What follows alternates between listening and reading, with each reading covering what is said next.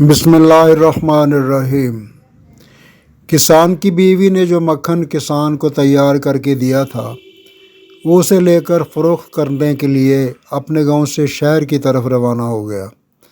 یہ مکھن گول پیڑوں کی شکل میں بنا ہوا تھا اور ہر پیڑے کا وزن 1 کلو تھا۔ شہر میں کسان نے اس مکھن کو حسب معمول ایک دکاندار کے ہاتھوں فروخت کیا اور دکاندار سے چائے کی پتی، چینی، تیل اور صابن وغیرہ خرید کر واپس اپنے گاؤں کی طرف روانہ ہو گیا۔ کسان کے جانے کے بعد دکاندار نے مکھن کو فریزر میں رکھنا شروع کیا۔ اسے خیال گزرا کیوں نہ ایک پیڑے کا وزن کیا جائے۔ وزن کرنے پر پیڑا 900 گرام کا نکلا۔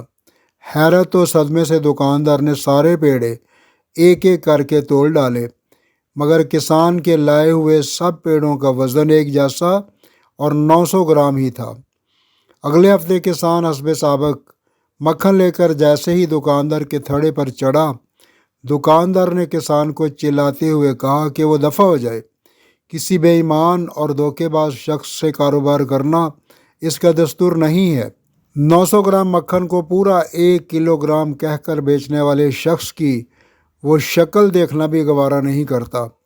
کسان نے افسردگی سے دکاندار سے کہا، میرے بھائی، مجھ سے بدظن نہ ہو، ہم تو غریب اور بیچارے لوگ ہیں، ہمارے پاس تولنے کے لیے باٹ خریدنے کی استطاعت نہیں۔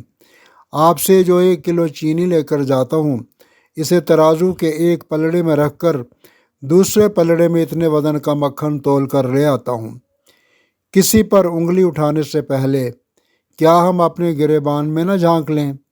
کہیں یہ خرابی ہمارے اندر تو نہیں، کیونکہ اپنی اصلاح کرنا مشکل ترین کام ہے۔